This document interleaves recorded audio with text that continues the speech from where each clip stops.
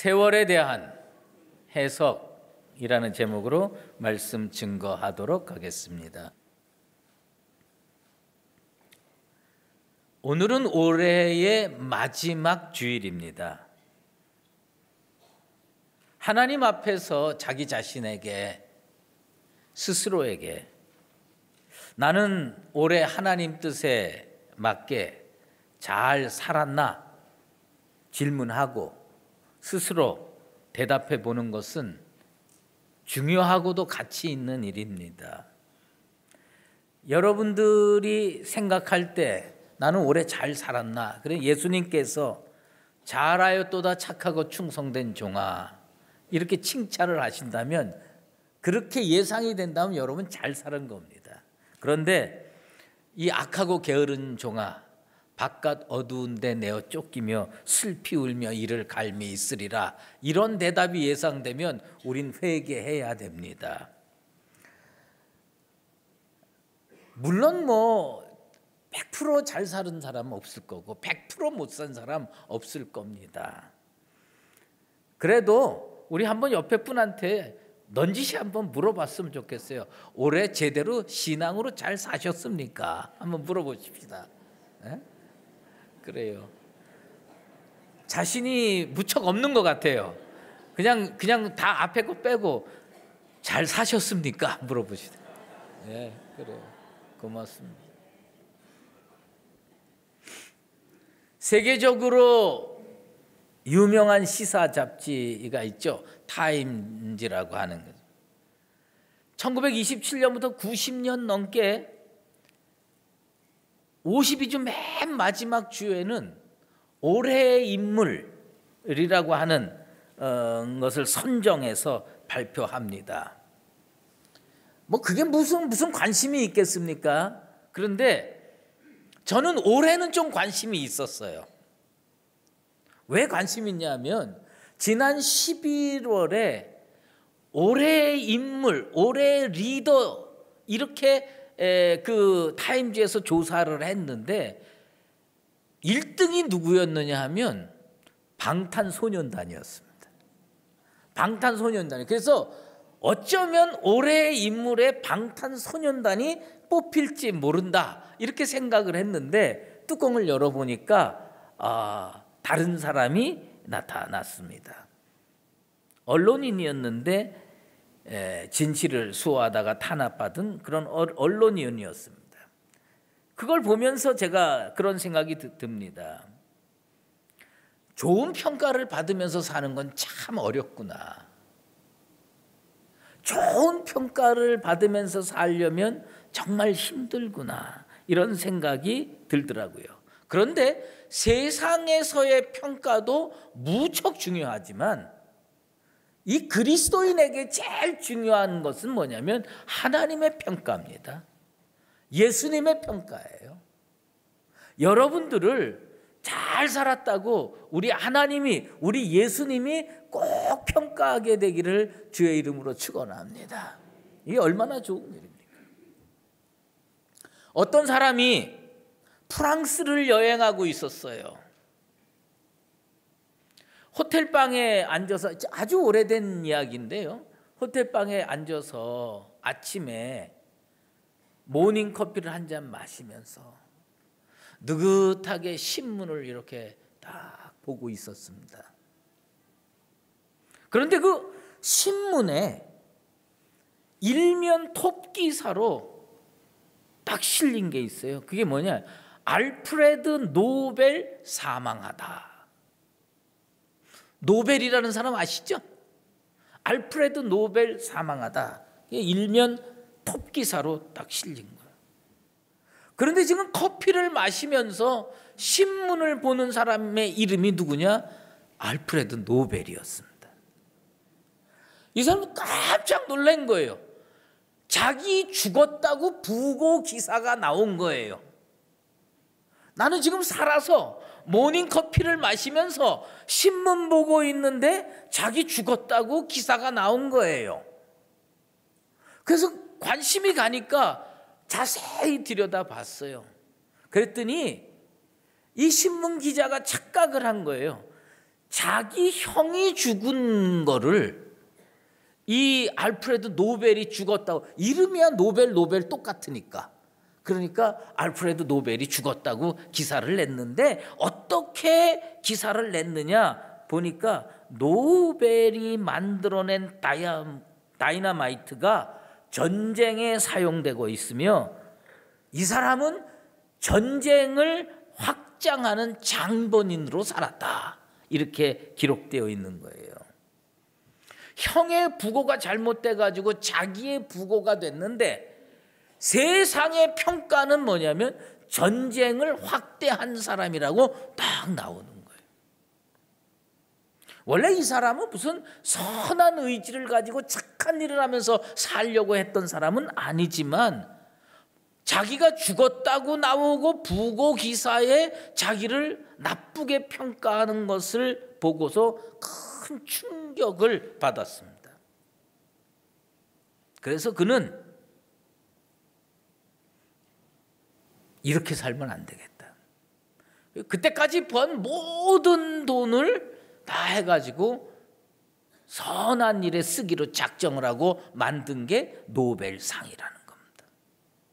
그 후에 100년이 넘게 지금까지 노벨상이 부여되고 있습니다. 시편 90편에 보면 누구의 시가 나오냐면 모세의 시가 나옵니다. 아마도 모세가 느보산 꼭대기에서 하나님 앞에 마지막 시편을 쓰고 불림받지 않았을까, 이런 생각이 듭니다. 근데 그 시편에 모세의 간절한 기도가 나옵니다. 그 기도가 뭐냐면 우리에게 우리 날 계수함을 가르치사 지혜로운 마음을 얻게 하소서라고 기도했습니다. 지금까지 내가 어떻게 살아왔으며 나의 남은 날이 얼마나 남았을까? 나는 오늘부터 어떻게 살아야 정말 하나님께 영광 올려드릴 수 있을까? 이거를 잘 생각하고 판단하고 오늘을 살아가는 그것이 뭐냐면 우리의 날 계수함의 지혜입니다.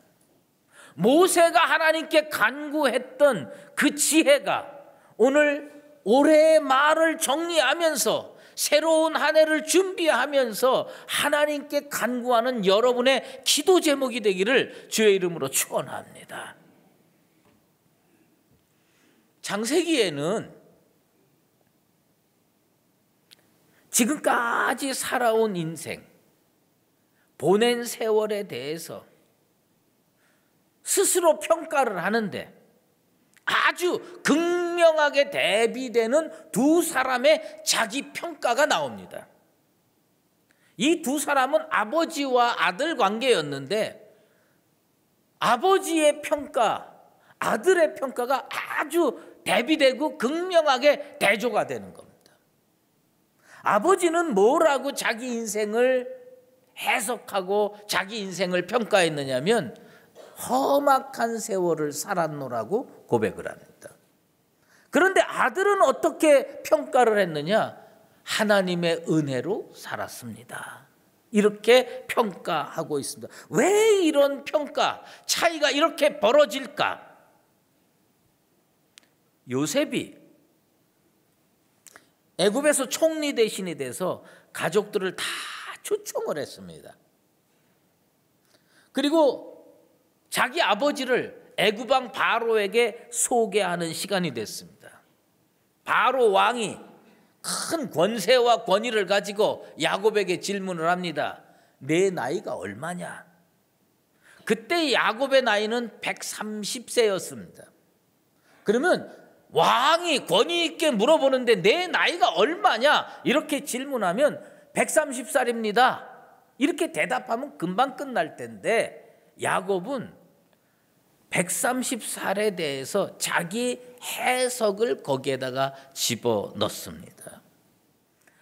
내 나그네의 길의 세월이 130년이니다. 내 나이가 얼마 못 되니 우리 조상의 나그네 길에 연조에 미치지 못하나 험악한 세월을 보내었나이다.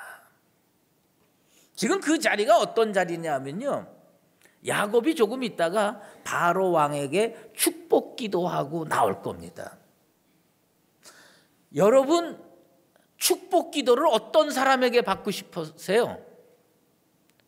복 많이 받고 사는 사람한테 축복 기도를 받고 싶으세요? 아주 지질이 고생하고 힘들게 살아간 사람한테 축복 기도를 받고 싶으세요? 대답이 없는 거 보니까 고생한 사람한테 기도받아야 되겠네. 예?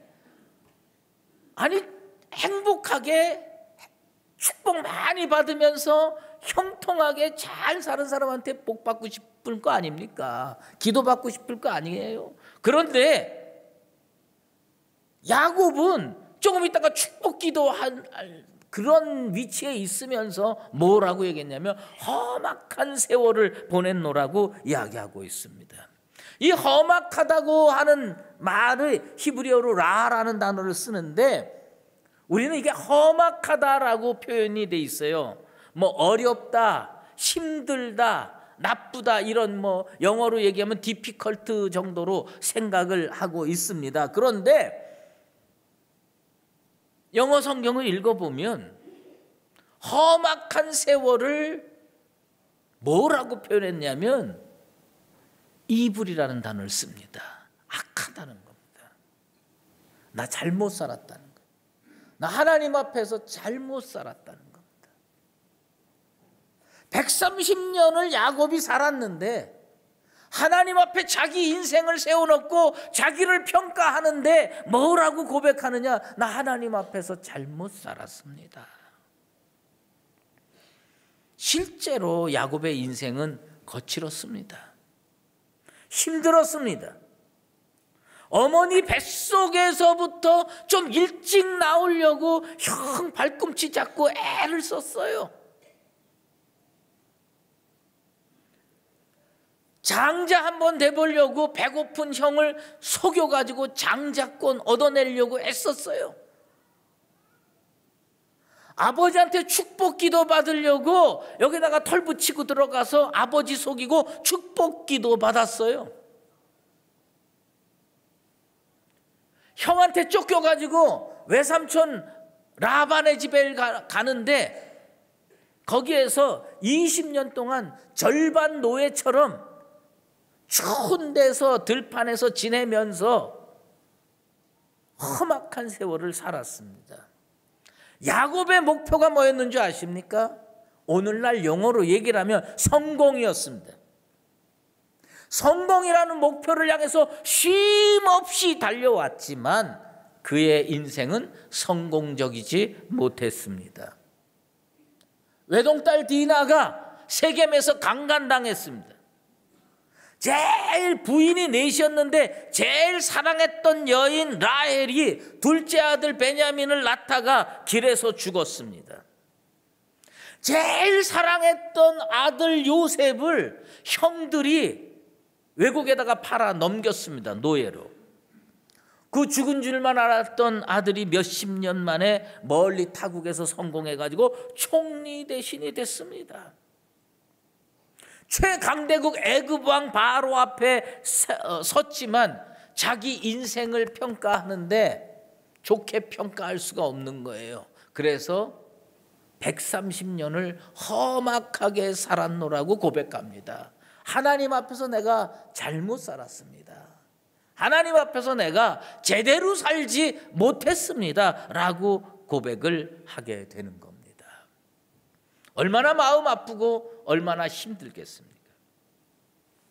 그에 반하여 요셉은 야곱과 극명하게 대비되는 고백을 합니다.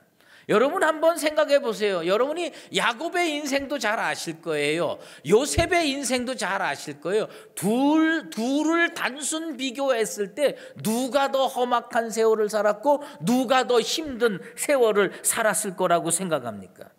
물론 인생의 길이는 아버지와 아들이니까 다르지만 험악함의 강도로만 얘기를 하면 요셉이 더 힘들게 살았어요. 요셉이 더 험악하게 살았습니다. 노예로 팔려와서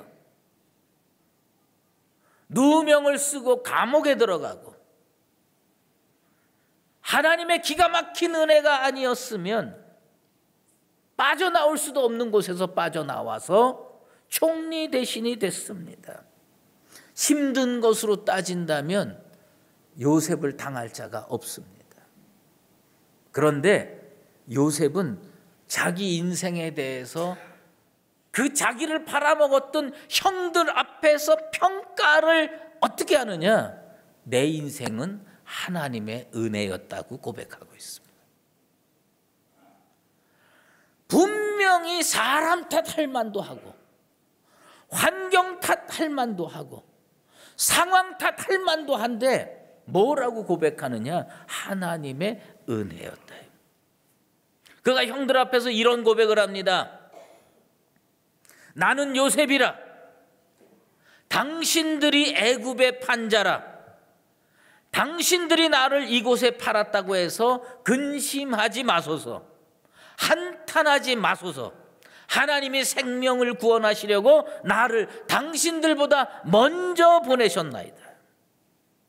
자기 인생에 대한 평가, 보낸 세월에 대한 해석이 한마디로 뭐냐? 이거 다 하나님의 섭리였고 하나님의 은혜였습니다.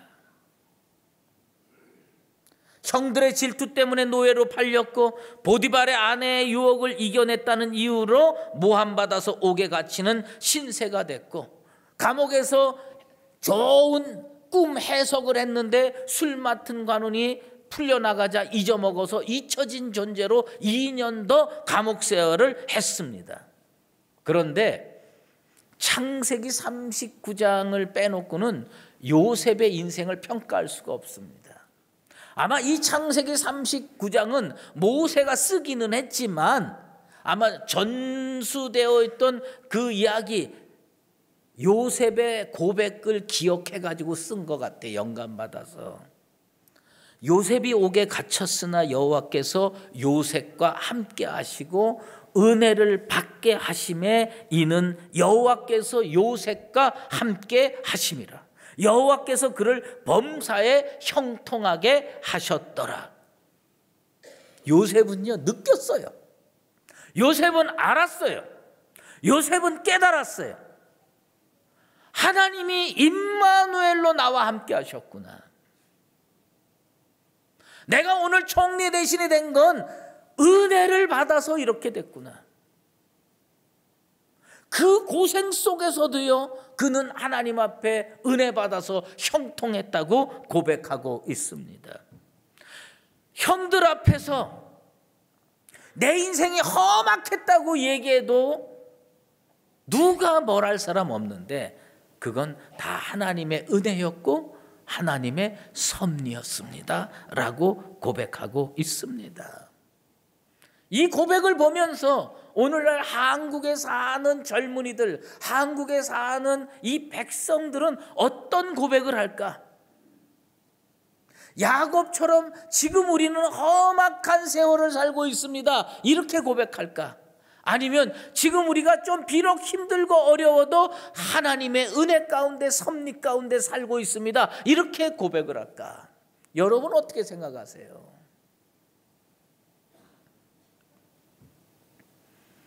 며칠 전에 서점을 갔습니다.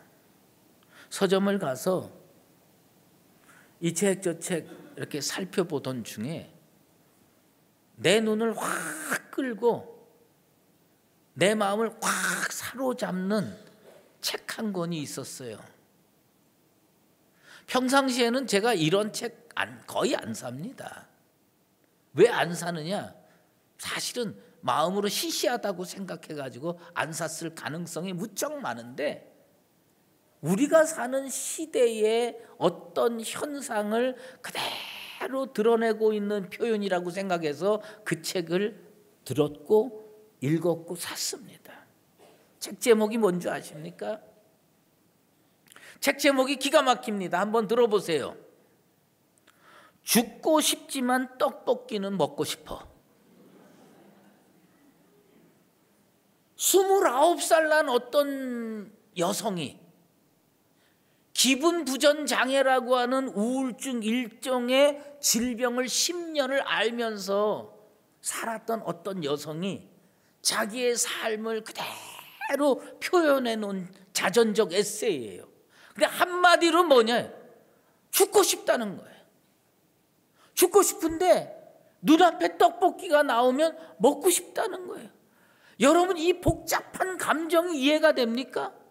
이 시대의 젊은이들이 지금 그렇게 살아가고 있어요. 미래가 불투명하고 취직이 안 되고 관계들이 어렵고, 그러니까 무슨 생각이 되면 죽고 싶어.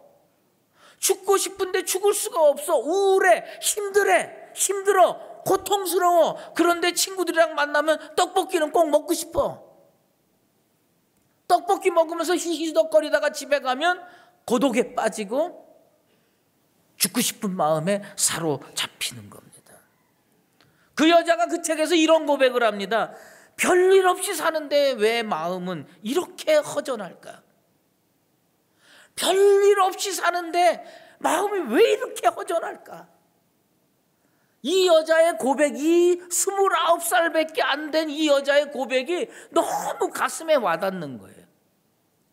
이 시대의 젊은이들이 이렇게 사는구나. 별일 없이 사는데 왜 이렇게 허전하고 왜 이렇게 죽고 싶고 왜 이렇게 힘들까?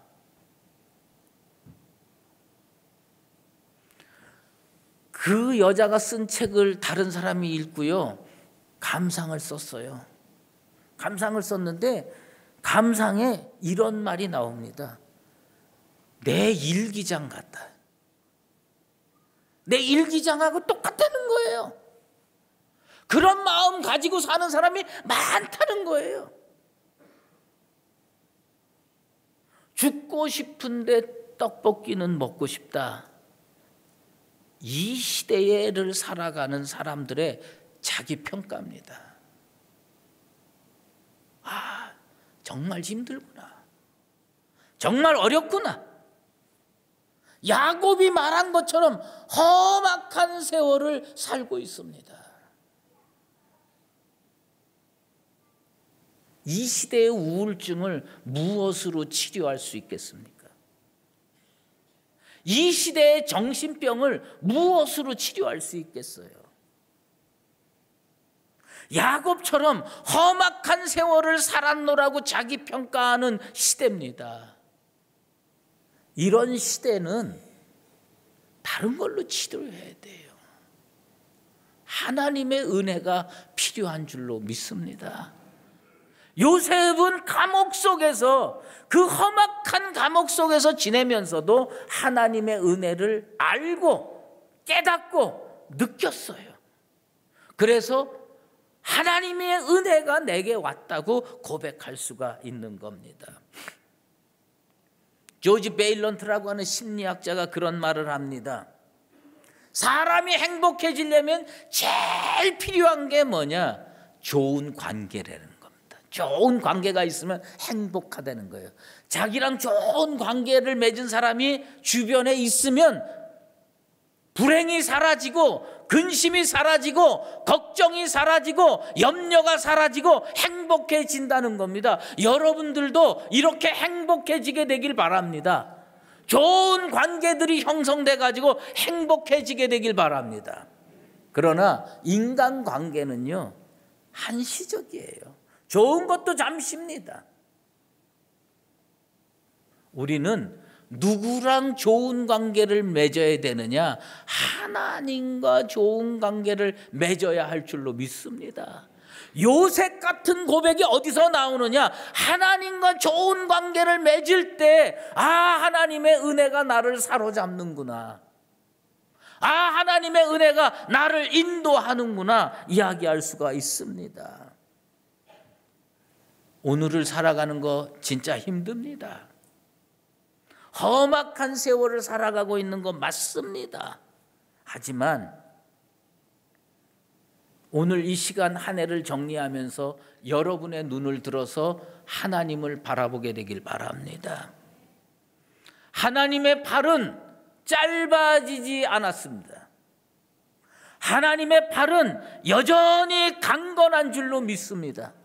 그 강하고 능하신 하나님께서 내 영혼을 붙들고 계시고 우리 성도들을 붙들고 계시면 험악한 세월 속에서도 우리의 고백이 하나님의 은혜였습니다라고 고백할 수 있게 될 줄로 믿습니다.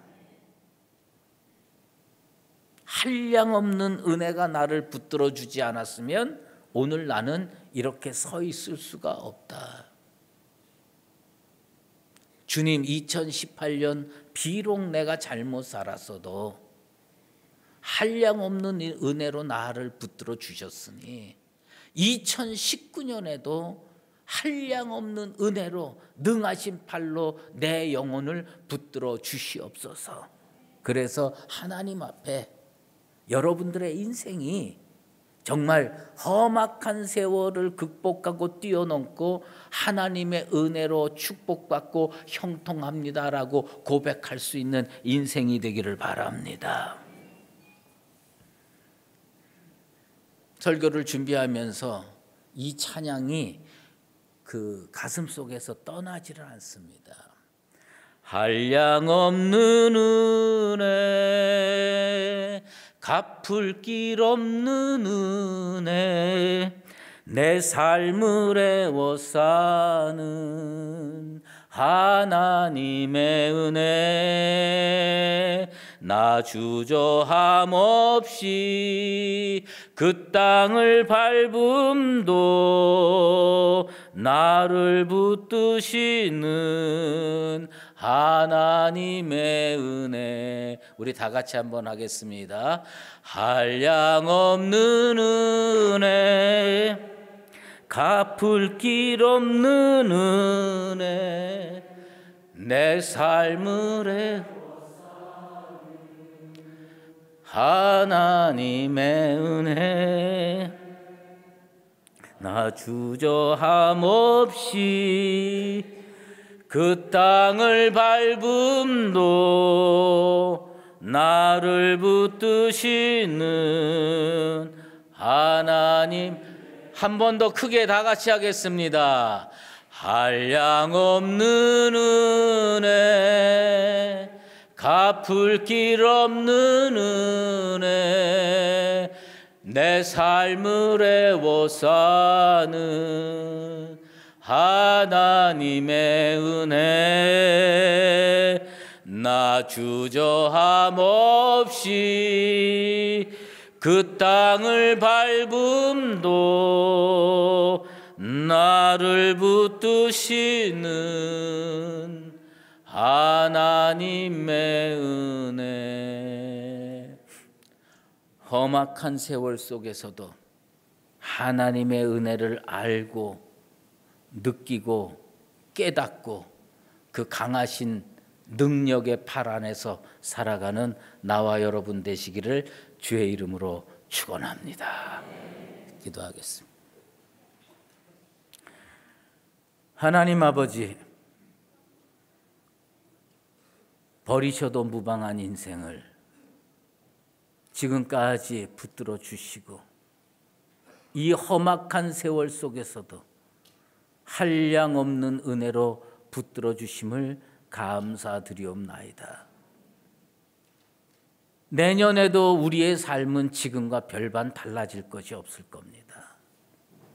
그러나 주님, 은혜로 견고하게 붙들어 주시옵소서.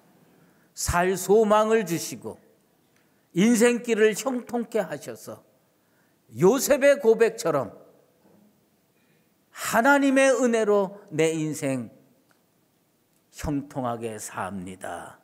내 잔이 넘치나이다 고백하는 강북제일의 모든 권속 되게 도와 주시옵소서. 예수 그리스도의 이름으로 기도드리옵나이다. 아멘. 이제는 우리 구주 예수 그리스도의 은혜와 하나님 아버지의 극진하신 사랑하심과 성령의 인도하시고 교통하심이 비록 우리가 살아가는 세상이 험하고 힘들지라도 하나님의 은혜를 느끼며 체험하며 깨닫고 하나님의 은혜입니다 고백하며 살기로 작정하는 사랑하는 강북-제1교회 모든 믿음의 권속들 머리 위에와 주의 몸된 교회 위에 이제로 영원히 함께 계시옵기를 간절히 축원하옵나이다. 아멘.